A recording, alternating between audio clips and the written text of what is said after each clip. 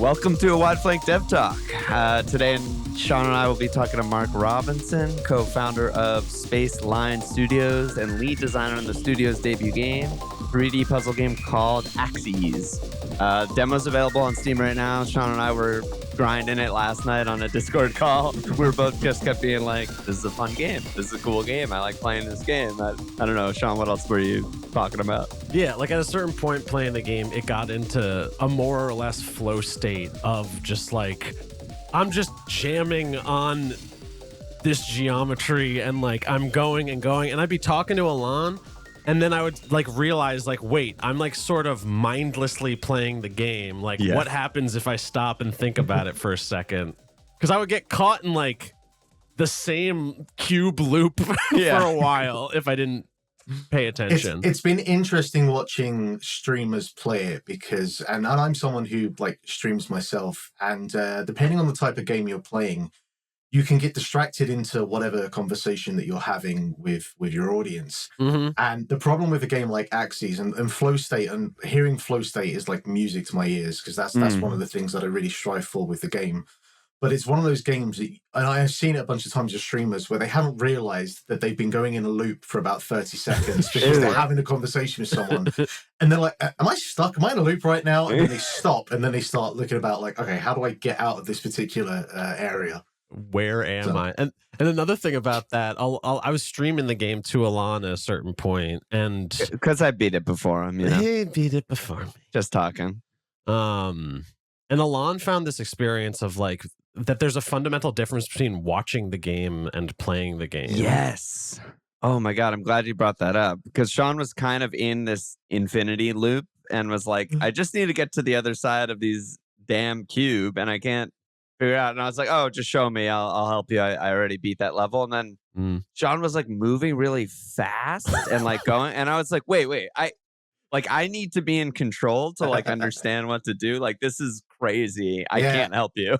I had, there's a guy who is actually a friend of mine and he makes that point. He did like a 10 games of Steam Next Fest. And he said while playing it that like he appreciates that there are really kind of two ways you can play it. There is the kind of speed running approach of just like build the levels out as quickly as you can. Yeah. But when a change that we made only recently is where before we took the kind of logic of Kula World that the game is inspired by, and I'm sure we'll get into that, of like every level has a time limit of 2 or 3 minutes. And we only recently, I mean, we got to the point where we were turning the timer off when we were like showcasing the event, demo events. But then when we had versions of the demo up online, we turned the timer off as well because the frustration of like the timer running out and having to start the level again. And then we got to the point, like, if we're turning the timer off, that's probably telling us that we need to like change the way the timer works. Yeah, totally. And we were faffing around about whether we would have like an easy mode and a normal mode and like what things we would have in the logic for the easy and the normal mode, blah, blah, blah. And we were just like, how we were swearing, by the way, because I do have the habit of throwing an F-bomb in every now and again. So yeah, okay, cool. Shit. Awesome, great. I went, fuck this. Let's just like switch the timer. So instead of going down, it goes up. Players can then like they'll record whatever your time is, but you are under no like pressure to like hit a specific time limit. And if we want to, maybe in like a future patch, we can add like a time attack mode or something. You know, post launch. But at least for now, you know, players can just kind of go at their own pace. But you know, there is the timer there to give them something they can kind of work towards in terms of like, I want to beat the level as quickly as possible, if they so choose.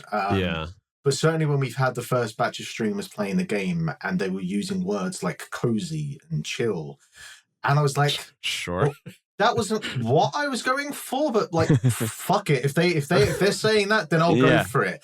There was a post I put out recently. There was a film from Christmas before last, and I cannot remember the name of it, but it was like, it came out around Christmas, and the director was saying that like, it's not a Christmas film.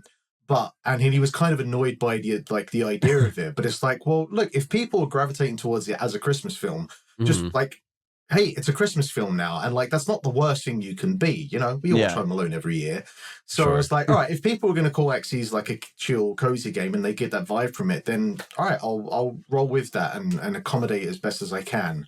But still.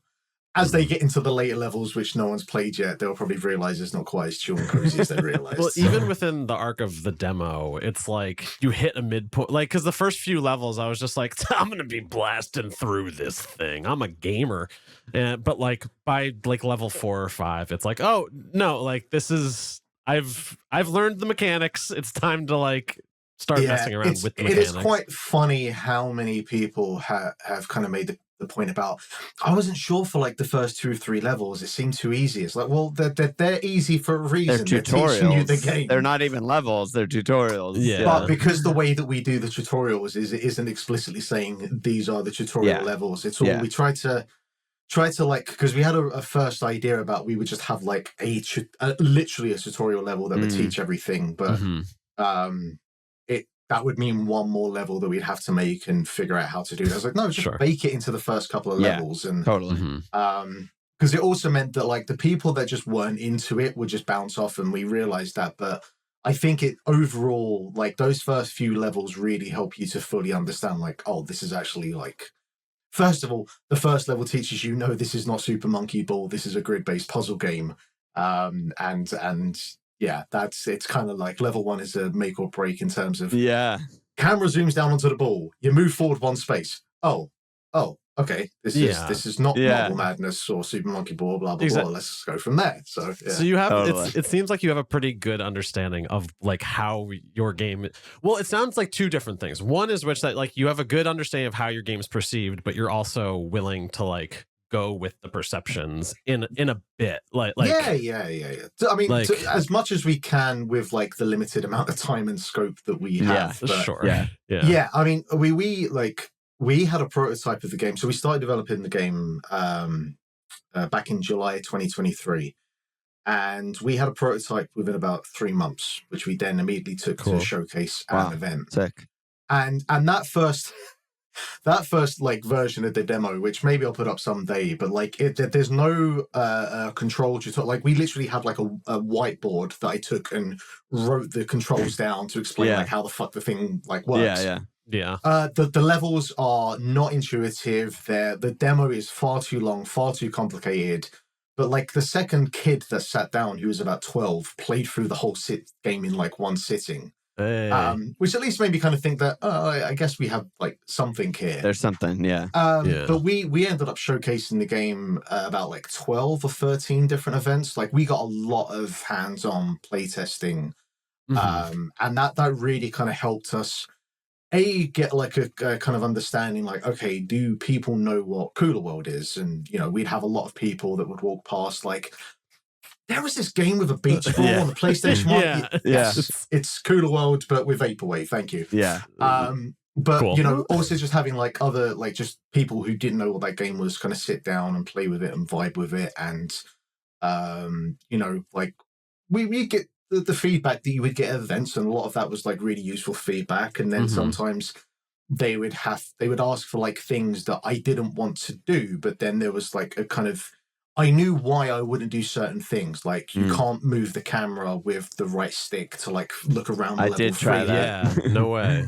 And so, but I have like the reasons why I didn't do that, and not just I don't want to do that. But like the first event we did, someone was like, why can't I like, so in Kula World, you have to, if you want to turn around, you have to press left or right twice. And it's very slow and it's very clunky. Yeah. And we just kind of mapped the controllers like 1 for 1 for the first prototype. And this kid, again, who was like 12 or 13, was like, why can't I just press back to do a 180? And I was like, why can't you just press back to do a 180? That's a great idea. All right. Now you are the designer, child. Yeah, now you're the designer. I'll give you credit. Thanks. Yeah. And honestly, like showcasing and like getting hands-on experience is sounds obvious, but it was such a fundamental part to just getting the feel and the vibe of the game right. And like, look, I don't fully subscribe to the theory that the customer is always right, but you know, you can't. Yeah, they can occasionally have a good idea that you might want to run with. So yeah, totally. How did you sort of? I mean, maybe the answer is the scope, but you were saying that like you knew reasons you didn't want to incorporate the camera with the right stick or other features that people have asked you for. And you also mentioned like your limited scope and your timelines and stuff, are those two very intertwined? Like, how did you guys Oh sort yeah. of settle on the scope and not try and like feature creep and just always be adding stuff and taking suggestions and whatnot? Yeah, I mean, we started at the beginning of 2023. So long story short, I've been working. So the company, there's two of us. We have a few other people who are helping us out now, but primarily there's two of us. And I was made redundant from the company I was working at. My co-founder John, he'd been made redundant about 6 months later. Sure. We got in before it started getting cool. Like we were there at the beginning of it, and to be honest, to some degree, it probably is better that way. It's way less anxiety ridden and stressful. Like once it's already happened. It's the same thing happened to me, and it was just like, you know what? Good. Yeah. Honestly, I was thinking about quitting anyway, but I got to quit and get money, so I kind of got the best of both worlds. There you go. Anyway, long story short, so I've been working in the industry for about 6 years, but my background was like primarily in like customer support and community management, and I wanted to get into like the production side and like the actual development side. But I'm a fairly late bloomer. I'm 37 now, and like even getting like a junior QA role, it just wasn't going to happen.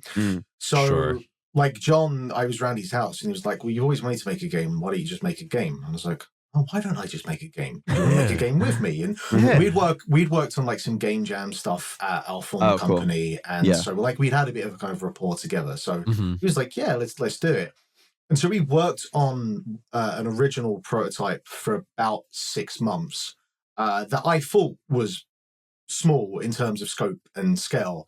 And then after 6 months realized, no, this is not. But that was great. That was actually a really great learning experience to kind of like, okay, that is what I thought was like a small scale project.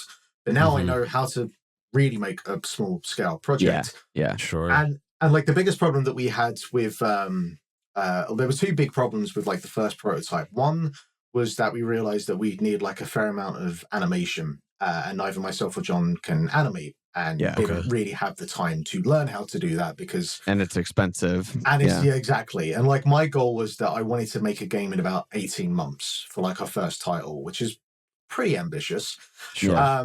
And so that just, I was like, okay, we can't do animation. And then the other thing, which I've now completely forgotten, so I'm going to put that over there and I'll come back to it when I remember it. But the animation was like a really kind of key thing. That was the other thing. I couldn't, after 6 months, still kind of really figure out like what the kind of the game flow was, or like what the win state was like, of the idea. Like you were too deep in it, kind of. Yeah. And like, we just kept like doing the feature creep issue. Scope issue, but still couldn't kind of drill it down to the core of like what is actually the point of this game. What makes this fun? Pretty much. So I went to John. I was like, right, just give me like a day or two, and like we're going to go back to the basics. And I'd worked on, so during the pandemic, I had done like a part-time game design diploma course because I needed something to do during the pandemic so I wouldn't go insane. And also because again I wanted to get into like the development side of things, so let's do like a part-time course. And the final major project, I basically did like a very, very bare bones basic version of Kula World, because hey, here's something I can make that doesn't require animation and doesn't require like any kind of like AI pathfinding or any nonsense like that. And even if I do have obstacles or elements on the screen, they're just like a fixed thing. They're cool. Pieces, awesome. Discrete pieces. It's cube, sphere, spike. Slap a skybox on it and we're good to go. Boom.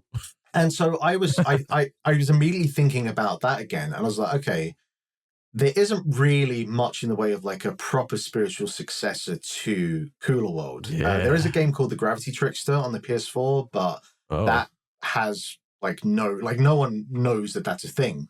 I'm looking at it. And the only other real things that there are like kind of Unreal 4 and Unreal 5 like fan projects of Kula World. So I was like, okay, cool.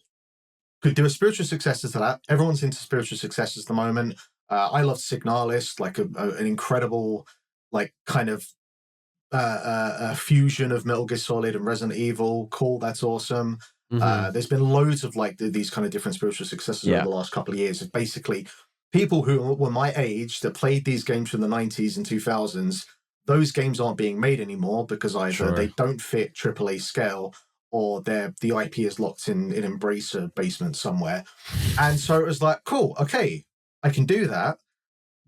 Don't need to do any animation, barely any AI. We've already done like a kind of very basic prototype of this already.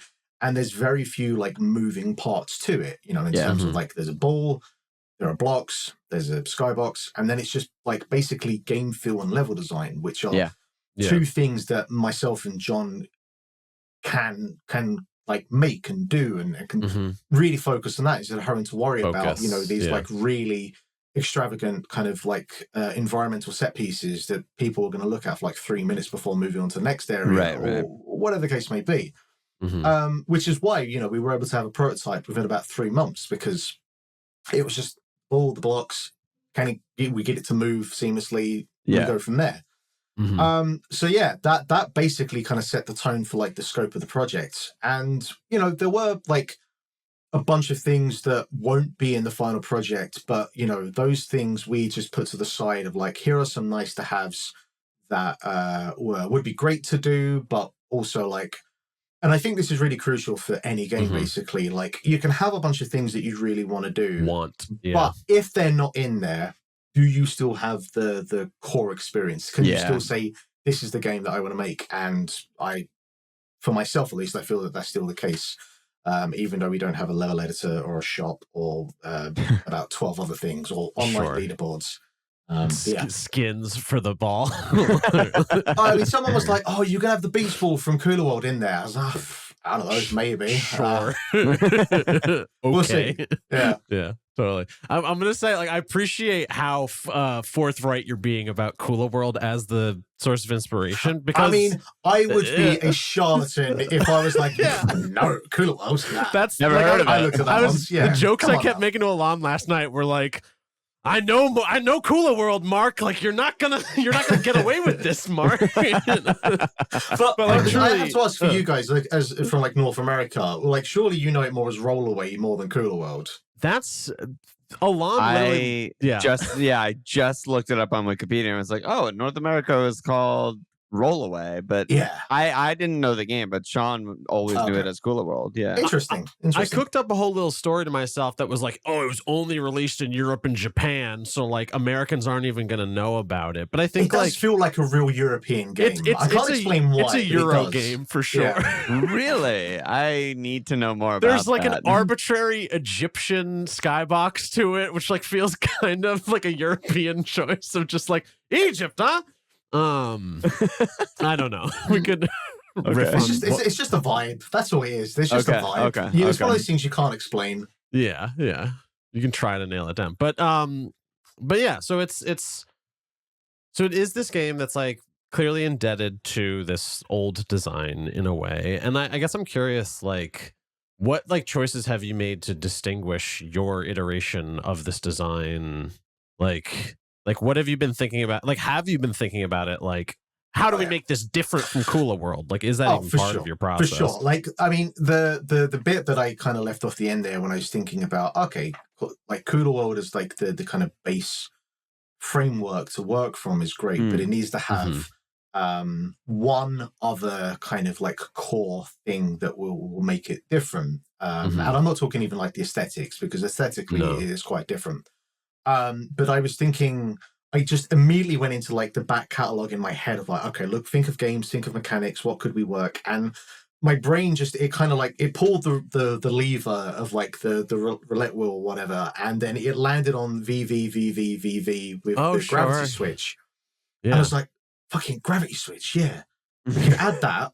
And like, you know, the whole point of Kula World is like, if you ever need to go up, you have to look down first. Like, you have to work your way up to then kind of work your way down. But you never quite realize like what way actually is up or down. And it's a whole thing. But I was like, the gravity switch will kind of change that to some degree.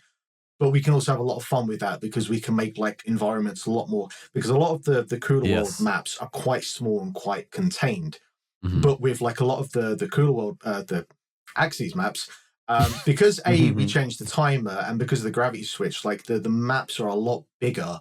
And instead of having like 2 or 3 minutes to beat some of these levels, like you can be there for, certainly with some of the later levels, you can be there for like 8 to 10 minutes, like really just kind of navigating around the space. As I was playing the demo, there was at a certain point I clocked that I was on a level for 12 minutes, and I was like, okay, I gotta get my life together. Like, this is, but yeah, so the gravity switch was like the big thing that that kind of really made it feel like we were differentiating it. But oddly enough, like it's not a thing that people kind of really talk about when it comes to actually like Kula World itself and how it kind of differs from Axyz. And I think really what that comes down to is that 99.99% of all people that you'll ever meet that have ever played Kula World have only ever played the demo disc version of it, which means they've only ever played like the first 7 or 8 levels of that game that exists on the demo. And so they have no idea about like what comes afterwards and how much of a prick that game can be with some of like its later puzzle designs. Which kind of like is great for us because it means that we can do a bunch of things that I know are like indebted to Kula World in terms of like different kind of mechanics and ideas. And not stealing, I will say that. They're not stealing, but they're definitely like influenced by it.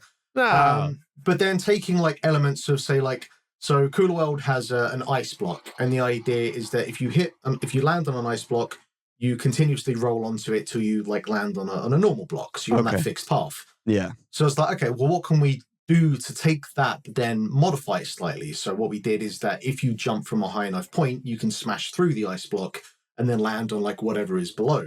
So now like that ice block now has like dual functionality or a dual purpose. And so I kind of did that with quite a few things across the game where I look at something like, okay, can we take that, but then just like add something to it? And then really the big thing with the game, and this is something that I think is the case with a lot of people that have like a nostalgia for like an old game, is that it never plays as well as you remember it. Like you have you have an idea of how it plays, but then you go back and if you actually ever do play it, and I'm a big like emulation retro gamer, so I'm constantly going back to like games from the 90s and whatnot. And I'll dare, if I may interrupt for a second, there's only so much that like key remapping can achieve. You know, you can get some mileage out of just like remapping a few things, but like, and anytime you play like a PlayStation 1 third-person game and the camera control is like mapped to the shoulder buttons, you're like, oh, well, not sure about this. And so one of the things with like Kula World specifically is that the game is really, really stiff with its movement. And there's a slight kind of input delay. When you turn left to turn left, you're kind of like looking at your watch, and then eventually the game goes, oh, you want to turn left now? Okay, let's do that. Truly. It feels more of like a grid. I mean, it is a grid-based puzzler, but it really feels more like that than like a platforming game. So the one thing that we have that was to our disadvantage that we turn into an advantage is that like when Kula World came out, I think analog the DualShock had come along, but the game doesn't use that. It just uses the D-pad. Yeah. But obviously like we live in 2024, 2025, and everyone's using the analog stick. So we're like, all right, well, we have this game that's based on like digital movement, forward movement. We have to now make sure that this kind of works with an analog stick. And that was one of the trickiest things to get that kind of smoothness and fluidity that a modern player would expect. And someone that remembers Kula World would play this game and that would just kind of feel natural in terms of like, okay, so you're going from this block to that block, and then you want to turn left here. Between this block and the end block, when I turn left, the game has to have that input buffer to know, all right, once I hit the waypoint in the input buffer, I know to turn left. And getting that smoothness and fluidity was a bit of a pain to figure out. That's probably the biggest thing that no one will ever think about. It's like nitty. That's nitty gritty. Yeah. But it almost sounds like, I don't want to like undersell it, but it almost sounds like a lot of the areas which you're focused on sort of not improving, but like, you know, spiritual successoring from Kula World. It's sort of like almost that's the verb. It's like not stealing. my limited vocabulary takes me in weird places, but it's sort of like quality of life stuff in a weird way. It's like just what if Kula World was as good as I imagined, or like what if Kula World is as good as I want it to be? So I think you're the lead designer, but you said it's you and John. So Yeah. the process for sort of designing this quality of life stuff, like how split is that between you two? And then what about the process for like designing the actual puzzles and levels themselves? I mean, a lot of the quality of life stuff, the really great thing about it, and myself and John were actually talking about this a couple of weeks ago, because he is not a console gamer. He had never heard of Kula World. I don't think he's even played an original PlayStation before. Really? Yeah. What? I mean, he grew Is up. he younger? Is he younger than us? He's a couple of years younger, but he grew up with a PC and played like Mm. MMOs. Like that's his whole Yeah, thing. Okay. Which is a complete like 180 to me. Yeah. Like, I grew up with a Nintendo and a Mega Drive and PlayStation and blah blah blah. Totally. I think I played World of Warcraft about 5 minutes. So I went, what the fuck is this? Using a keyboard and a mouse to control? Nah, I can't jump on blocks. What are we Exactly, doing here? Yeah. But that actually worked to our advantage, because he had a completely like fresh perspective when he looked at this. Like, okay, if I'm to play this, like, how would this be like a thing that I would play and find fun? And I admittedly, when I first started making this game, I did have the kind of rose-tinted nostalgia glasses of like, no, this is going to be like a one-to-one replica of Kula World. Yeah.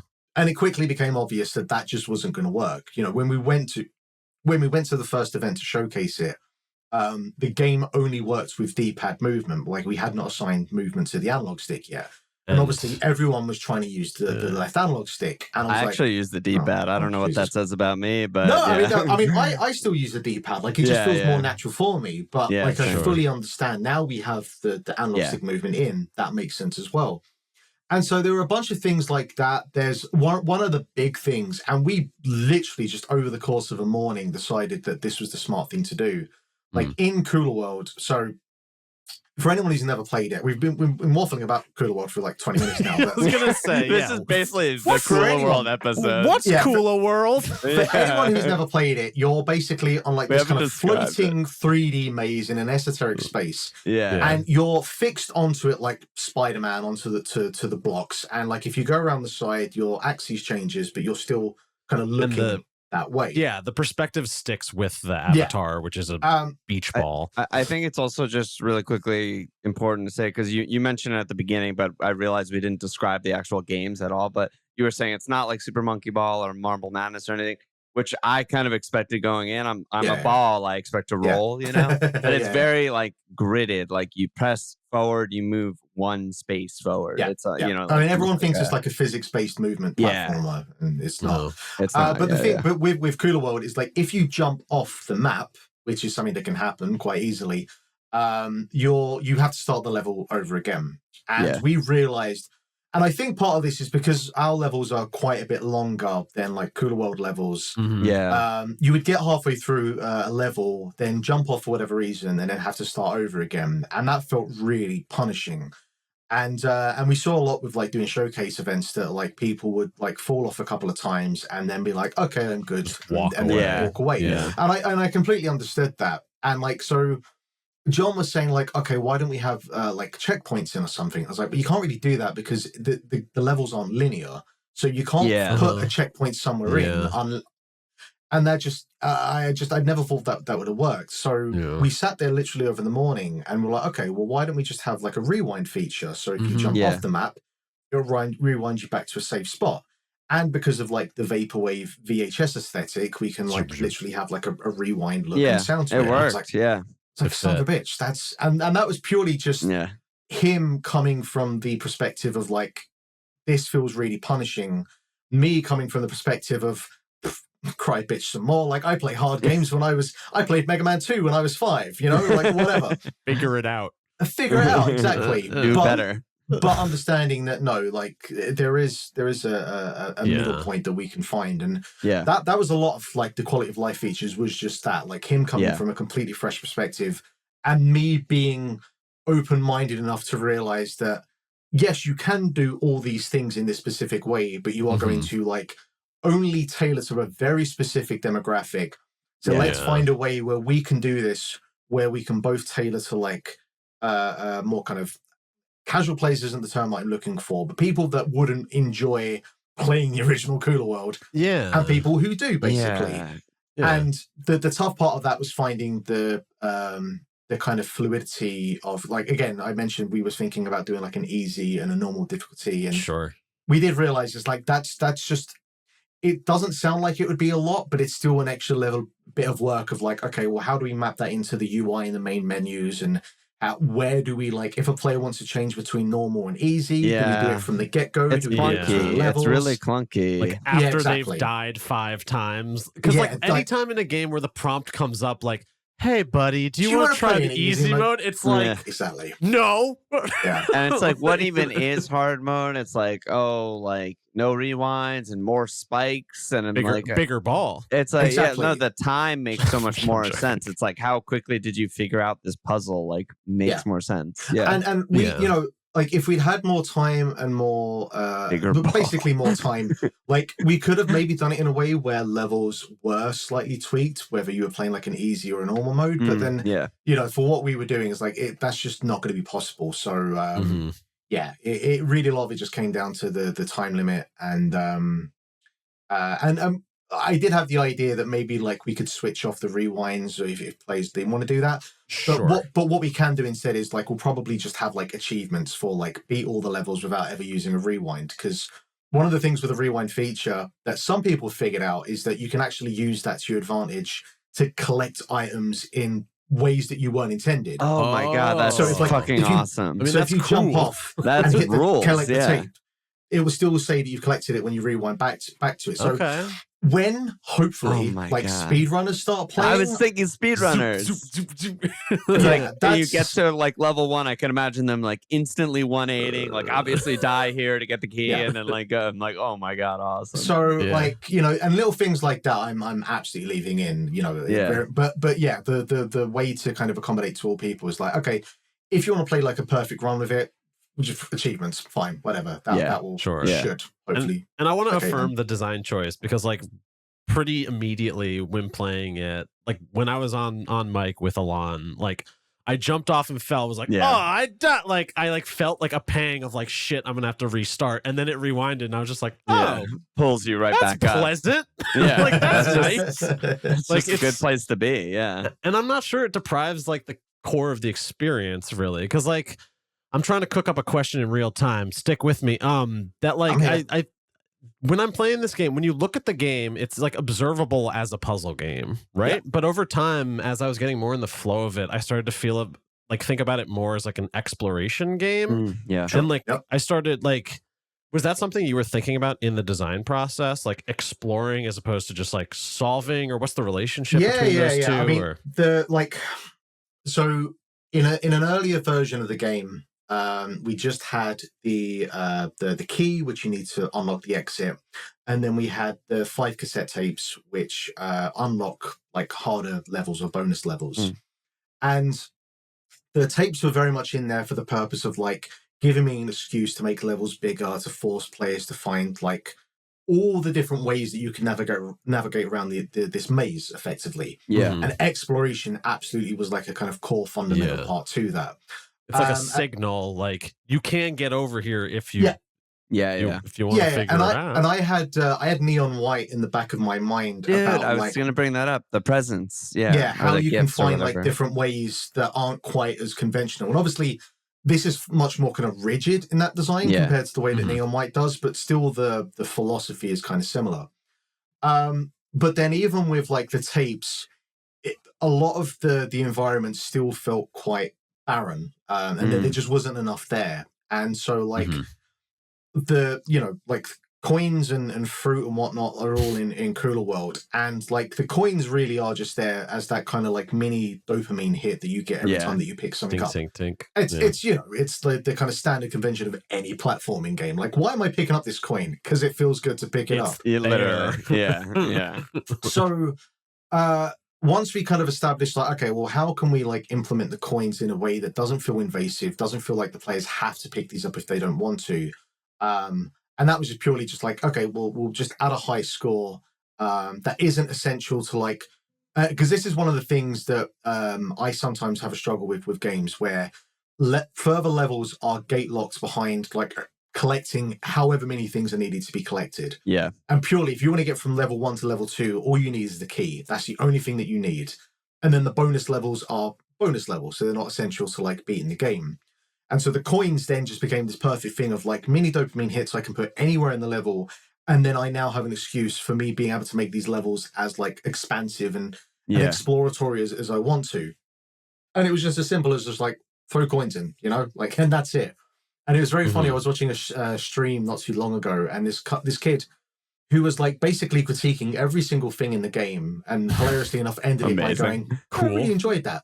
But he spent like a good portion of the video like, "Why are there coins in here? Why are there like? I understand. I'm just picking them up because they're just coins." I was like, "That's it. That's why they're in there. That's why they're in there. Doesn't need a deeper meaning than that, you know." Yeah. Why are there breadcrumbs? Because bread fucking rocks and bread does tasty. Yeah. God damn. There might have been another part to that question, but I rambled for a bit there. So, but yes, the exploratory feature of it very much kind of went in line with like the puzzle elements of it, because like once you've like understood that, okay, we can expand on these areas and the exploration of it, and then you can weave in like, okay, well, what is the mechanics in this world? How can we take and you know, I've played puzzle games growing up, so like the kind of route one feature of puzzle game is give you a mechanic. And then over the course of like 5 to 10 levels, find different ways to utilize that mechanic to get like the utmost utility of that mechanic in this design. And then like throughout the course of like Axyz, so every world will introduce like 2 new mechanics. So by the time that you get to like world 7, you've got like puzzle mechanics from world 3 and world 6 and world 7 that have all been kind of wrapped up together. Yeah. And you know, like, if you were to ask me how did I kind of figure out, like, the level design for levels, it's basically, because the game is very, like, modular in its design, because it's just, like, a bunch of blocks. It's like Super Mario Maker. You know, I just can snap them to the grid and go from there. Okay. Yeah. So I can make levels in, like, an hour if I kind of have a clear idea of what I'm doing. But a lot of the time, I just kind of throw a bunch of things onto the screen. Like, you know, when I used to play Tony Hawk's Pro Skater 2 back in the day with like the Creative Park mode. Yeah. And I just slap a bunch of things into the screen until something started to kind of come together. Yeah. And I then, feel like... as you say, like flow is like the crucial part of it. So like, I'll make the level, I'll leave it for a day, I'll come back the next day, then start playing the level and just like, okay, is there a flow to this? And if there isn't, tweak things around until I find it. Sure. Yeah. I was going to say about Tony Hawk, that's like, I never got too into the Creative Park thing when I was a kid, because like I think the levels I would make would just be like rail. It was just like a bunch of rails next to each other. And it was but just the thing is, like not much flow. You know, there's something to be said, and it's certainly like with Mario Maker as well. There are levels that like you and I will make that will never be kind of in like a standard conventional Mario game. Sure. Yeah. Because they, you know, there's like a balancing act that you have to find where like, okay, this level has to be able to be beaten by anyone. It's going to probably use like one specific idea. Mario levels kind of in kind of history have never been like more kind of like puzzle orientated. Some of like the Boo House levels would do that, but you play some of the Mario Maker levels that like people would make, and they're like proper actual puzzle platforming style levels. Yeah. And it just like it opened up a whole new way to like play that game. And it was the kind of the same thing with like, if you want to make a Tony Hawk's level that is just rails, then fuck it, do it, you know, because like you'll never have a level like that. Sure. Yeah. And so the struggle with making levels in this game was not to lean too far in that direction, because it's very easy to be like, well, fuck it, I can make anything I want. It's my game. Cube. You have to really back in a bit and just try and all play quicksand, and you're just zapping around. Exactly. Like, Yeah. So maybe this is some of the bonus levels do some of that, but they you can feel find a out in your own more... time. Sure. We'll find out. So maybe this is related to what I want to ask. Like, how do you sort of like, how do you know when a level is flow oriented? Like, how do you yourself like define like how flow works in your game specifically, in all games, if you want to talk about it more? I mean, just play Tetris Effect, and if you forget that the walls are around you after about 5 minutes, you're in the flow, you know. Yeah. I mean, with Axyz, like again, a lot of it is that I would make a level, and usually I'd come back to it in a couple of days' time. Certainly, like some of the harder levels where like the kind of route one path is less obvious. And just kind of move around the map, and like, because sometimes when I'd make a level, I would think that I would have like all bases covered in terms of I understand every block on this map and I understand every different like path that you can take to get around these environments. And in earlier levels, that's a lot easier because the levels are smaller and more contained.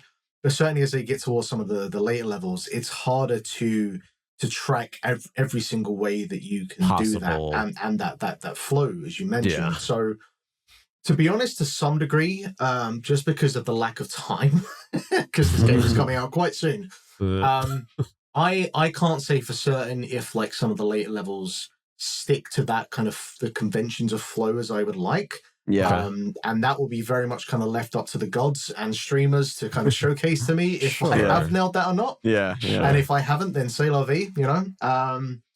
But a lot of it is just, I come back to it a couple of days afterwards. I'll stick my earplugs in. I will whack the soundtrack up as loud as I can. And just like, if I feel that, you know, like, hey, am I vibing with this level? Have I found anything that seems a bit harsh? Have I, you know, thought that putting the spike on the end of this row here, which is a good way to block you off from going this way, has actually ended up feeling more punishing because and this is one of the big things that I had to kind of really battle with early on is I was using spikes in really like just fucking awful ways, really cruel ways. And that's hard mode. And but I was watching John play the game, and I was watching him, and he was literally like, he would come to the end of any block, and he would look down to look and see if there were spikes there before moving, and he was doing it from every single angle. And I was like, there's no flow there. Like I can't do that. There are you know select times when I need to do it because I need to like block off a path. But what I would try and do is like, maybe instead of having the spike on the end of a block, I would have it like the next one. So at least there's like one block of space before you would get hit. Or in like later levels, there are different other like mechanics that still block you off, but they don't insta-kill you in the way that the spikes do. I was going to applaud you because I feel like at least the demos that, the levels that we played in the demo, I feel like a lot of the best moments are sort of based on like what you can see. In a weird way, like because it's like sometimes you get in those like infinite loops. I'm talking to Sean, I'm not really paying attention, and like you know, all I see are like blocks in my brain. But when you're like really zoned in that flow state, you kind of see like just the corner of like a yellow tape, and you're like, I can get there. Or you see just enough of a spike to be like, I'm probably gonna die if I do this, or you know, and it sort of is like loosely guiding you. In the way that I feel like Mario kind of does too, where it's like it's just showing you this one thing that it like wants you to see. You know what I mean? Do you think? Like, and actually, that reminds me of a thing that I didn't mention in terms of stuff like the coins and the tapes. Like, so the coins go up like bronze, silver, and gold. And something that I've kind of over the last like 2 months or so, like going back and iterating over levels, I've been able to use those coins to populate levels, but also to like use them in a way that kind of softly like navigates you towards here are areas you have been, or here are areas how to get there. And then like the gold coins are like, okay, here is like the really hard part of the map, and you might like see it out of the corner of your eye. Now you know that's over there. Now I have to figure out how to like get over there. Basically. It's very subtle signposting. Exactly. And it's like kind of on the relationship between the player and the game design. Like it's not just how much attention is the player paying, it's about like, do you reward that like attention, or like because truly, because when you're talking about John like looking down constantly at everything, it's like that's not it, brother. But at the same time, being caught in like this flow feels so good, I'm just circling this same path over and over, like that's not it either, right? Like it's you have to like. And it's not about needing to stop to like look around. It's about like sort of like moment to moment intuition, like maybe cultivating moment to moment intuition in the player. And one of like the big questions I would get, one of the big like suggestions that players would have was that why can't I, while I'm in a level, why can't I press like start or another button to like bring up the level preview again, or like some way to like look around the environment map. And the reason for that I would always use Yeah, Add basically. drones, dude. What the hell? It's 2025. But the reason I didn't want to have that in there, and the crucial, like, the reason was like the flow state. And, Yeah. you know, I love playing Metroidvanias, but I'm as guilty of anyone where I'll have times where I'm playing a Metroidvania where I'm spending more time in the map than I am actually in the environment looking around. And like, if you play a game like Axyz and you're constantly looking at the map to like, oh, how do I get from point A to point B? That flow state just cannot happen because you're constantly interrupting yourself. Yeah. And so the idea is like, use that level preview, which a lot of players don't do, and they should. Use that level preview to look at, like, you know, the camera spins around. You can't get a full view of the map, like underneath and whatnot, but you can at least get like an idea of like, okay, I can kind of see what the purpose or how to do this level. Yeah. And then once you're in, that's it. That is your flow state. And if you, after like 5 or 6 minutes, if you can't figure it out, start level again, use that level preview, lose what you learn, and then go from there. So that was like, that's kind of what the one thing more than anything else players would ask for. But when I explained it to them, like a lot of them were like, oh no, actually that I understand like why you went that way. And you know, a couple of them probably still prefer it was in there, but no, it's my game. Go make your own game. Yeah. You have different goals. Yeah. I feel like we haven't described, well, you've been saying vaporwave, but maybe some people don't know what that is specifically. So I wanted to maybe move to the visual aesthetic and the music, which kind of go hand in hand. Like, how did you end up there? Who did the art? Who composed the music? Like, talk to us about that. So like vaporwave as a concept or as a vibe, or whatever the hell you want to call it, it's something I've been like fascinated with for the longest time. Because it is kind of hard to define. Like, the thing that I've come to like realize with vaporwave is kind of similar to metal music, where if you describe metal music to someone, it's like, well, are you talking about like death metal or groove metal or stoner metal or new metal? And it's like, you know, like they're all kind of sides of a similar coin, but they're all still like pretty different. And like, depending on who you talk to, if you say like vaporwave to someone, they might conjure up either like Greek statue heads and like kind of like checkered floor tiles. But they could also think more of like the sort of synth wave, like neon sun backdrops and that kind of still monochrome font sort of thing. Or they might go to like the kind of hyper capitalist like mall kind of vibe, or Windows 95 or whatever. There's so many different things. And I had a very kind of like specific idea of what I envisioned as vaporwave when I started, but that thing kind of just mutated over the last 18 months. Just because of like, the more I looked into it, the more I spent time on like Pinterest and just was looking at all the different flavors of what vaporwave could look like. That, you know, the game probably lends more to like the kind of like Y2K Winamp aesthetic as much as it does like your kind of typical conventions of what you think vaporwave is now. And to be honest, a lot of the reason that I went with that is that you can do a lot with very little with that kind of aesthetic. And when I say that, what I really mean is that I'm not a particularly great artist or 3D artist or 2D artist. And you can do some pretty like janky stuff with vaporwave under the kind of guise of, well, that's the intention, man. That's kind of the trick of vaporwave. Oh my you God. just put a low pass filter on it and it'll sound good. There you go. Like, that's it. And so now, in fairness, like I brought on a really talented artist a couple of months ago. It's actually kind of like all-round game designer in general. And she was able to take like elements of my vision and actually like put some actual proper fucking craft and talent into like elements of the game now. So anything that looks really good in the game, that's actually her. But like, you know, there's a bunch of like kind of vaporwave vibe games that I played over the last couple of years, and there's a proper like anti-fidelity, proper like kind of DIY punk vibe to them that I really enjoy. And there's a real kind of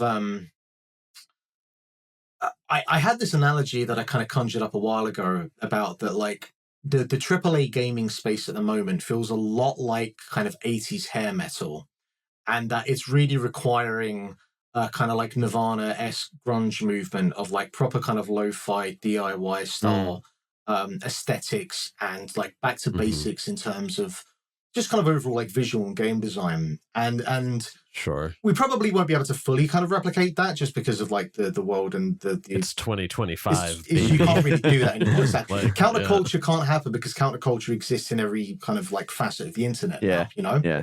Yeah, we could get into it, but yeah. Yeah, exactly. This is a whole nother conversation. Different, yeah. But there are so many games out there that feel like anti-game in a way. Something like Hypnospace Outlaw is such a non-game in a bunch of ways, and like something that you would never see like a big studio do.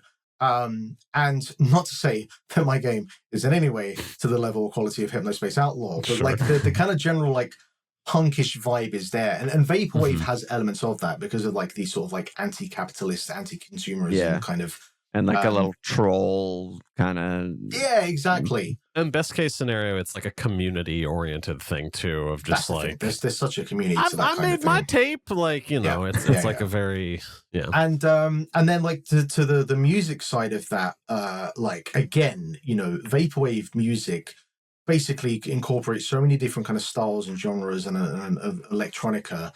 But what I wanted to make sure I did with this is because, you know, the game is inspired by an old PlayStation 1 game, and like PlayStation 1 era drum and bass, breakbeat, liquid jungle, all that kind of stuff, which is stuff that I grew up with, you know, playing the original PlayStation. Yeah. And my background with music is more kind of like guitar based and rock orientated, but I always had a soft spot and an affinity for that because you know, I played Wipeout as a child, basically. Yeah, you know? So you absorbed it by osmosis. Like exactly. Whether you were, and I grew up in Europe, so like the 90s in Europe, there was a lot of like drum and bass and jungle going on.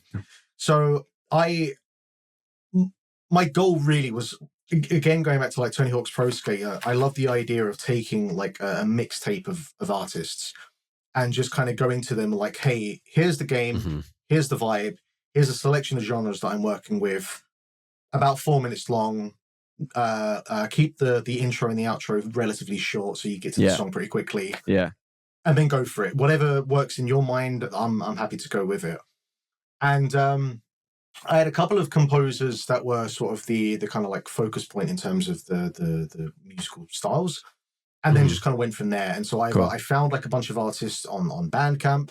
And a lot of them were really just gracious to be like, yeah, cool, man. This, like, I absolutely love the vibe of this.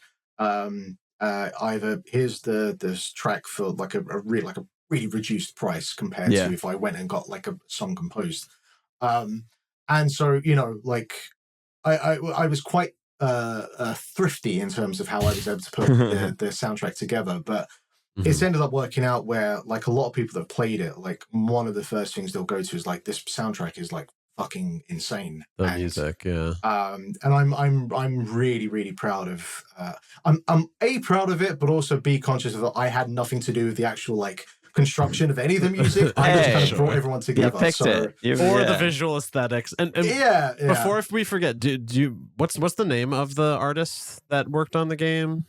The visual one, So I actually don't know whether like publicly she likes having her actual real name used, but so she almost asked like, is that something that's okay to share? Yeah. So, but she goes by Hyphenet. I can give you like details afterwards because she actually we'll just link it in the, she's also a composer, and she actually did a song for the game as well. And sick. She's awesome. She's fucking crazy talented. So hell yeah. I really need Axyz to make like millions of euros so I can give her that should be no problem. a bag of money that she is clearly owed that I don't have currently. So sure. Yeah. Oh yeah. Hell yeah. So we'll link to her and you and everybody in the show notes. We're getting to the end of the show, I think. Yeah. So I wanted to ask. There's a lot to this frickin' thing. Yeah. And speaking of lot to it, you said off mic that you're working on it a lot, right? To put Non-stop. it gently. Yeah. I mean, I don't have an official release date that I can give, but let's just say sooner rather than later. Okay. And there is still quite a lot of things that we need to fix and do and tweak and polish. So we were like, let's put localization in. Oh, I'm sure that'll be easy. Oh yeah. To that exhausted. And we're adding more strings in. We need to like now go back to those people and get them to do more localization. Great, awesome, cool, thanks. Sorry, apologies. Please talk. No, to that exhausted point. What do you do to rest? So currently, like, and my girlfriend has been incredibly accommodating for me, by the way. She's just accepted, look, I'm not seeing you for a month, that's fine. Okay. So Wow. currently, my resting consists of crawling into bed about 11 o'clock in the evening, boot up the Steam Deck, and about the most I can handle at the moment is Pro Evolution 6. So Sure. just like like football or soccer, I guess. Thank you. Yeah. Sean wouldn't understand. I'm the one with the Liverpool sign right here. I did too. It's soccer. Yeah. Sorry. But that's about as much as I can kind of like. I've tried playing a couple of like new things that have come out. Like I started Avowed a couple of days ago, and Sure. I was like, busy. I'm not in the headspace for this right now. So just like a lot of kind of retro stuff I can just kind of pick up. I actually downloaded about 60 PlayStation demo discs. Wow. Cool. Just purely and specifically like the American ones, because like I have they came in EGM or something, right? Like those. It's the official PlayStation magazine, I think. The PlayStation magazine. Oh yeah. So I grew up with like the European ones, and so I was like, well, I've never like looked at the American ones, so I'll give them a go. And I gotta be honest, like European demo discs, just in terms of the vibe, we kind of have you over this. I gotta be honest, like I believe the kind of acid like LCD like kind of like trippy kind of visuals, the sort of drum and bass like music. I'm sorry, we have you there. You know? American ones are just like stinky rock and roll. Like it's just we're gonna bad sauce. guy. No sauce at all. I'm sorry. Do you have any faves? Should we recommend? You want to recommend any faves? Demo disc culture. We're trying to get it going in the Discord. Look, for anyone, I'd always just say, always go to Demo Disc 1 because Kula World is on there. There we go. And full circle.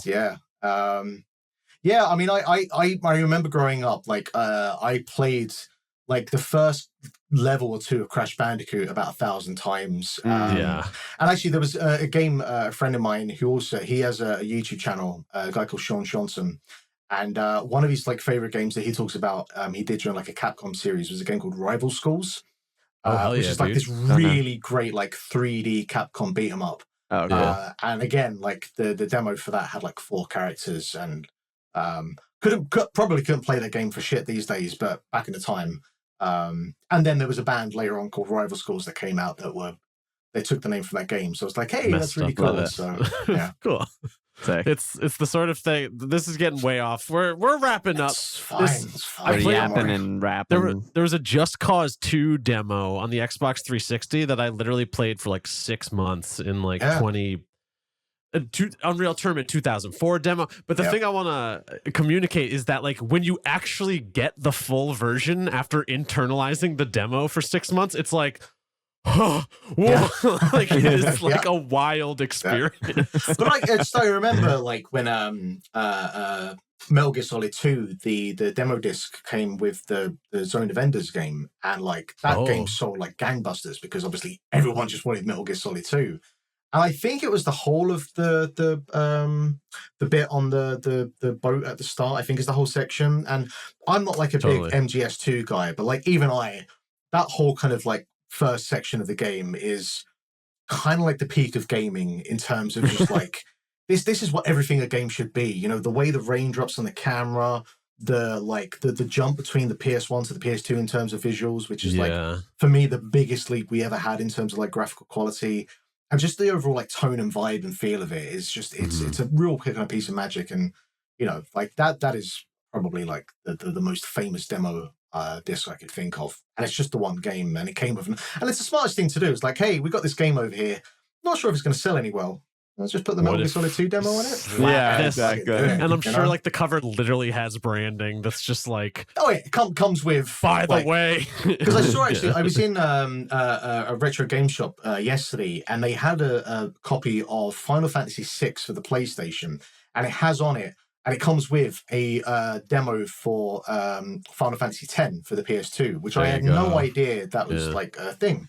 And the idea of having like demos for like the next console on like the previous for like an older generation, I didn't know that was really a thing, because like Zone of Enders and MGS2 were at least on the same platform, but this was like kind of cross-platform synergy, which is It's really so funny interesting. to imagine this in like other mediums. It's like, hey, I have a new album out, and also, it might be something else you like. making There's another album. Yeah, a little with half a song on my next album. It's like, what? Yeah, that's a really good idea. Why is no one taking that on? Well, Sean's a musician. He's gonna take the idea and run with There you go. it. All right. Yes, that's it. That's it. That's the right. show. Thanks so Cool. much again for coming on. That was a great hang, and everyone should check out Axyz Steam demo or Itch, I think, also, right? So I mean, the Itch version is a much older version of the demo. I should probably upload it to there as well. Don't go on Itch. Do not. But yes, the demo is available on Steam. We're not taking it down. It's going to stay up there till the game comes out, which again will be out sooner rather than later. Axyz AXYZ. Come hang out on our Discord. Come follow me on Blue Sky. Just I'm happy to chat about my game or PS1 demo discs apparently. So hell yeah, Dude. That'll all be in the show notes, so everybody will be able to connect on the web. Thanks for coming on, Mark. Thank you so much for having me. I really appreciate it. You're the first guys to invite me to a podcast, so thank you very much. Oh yeah, the first one's hell yeah. Sick. All right. Bye everyone. Bye.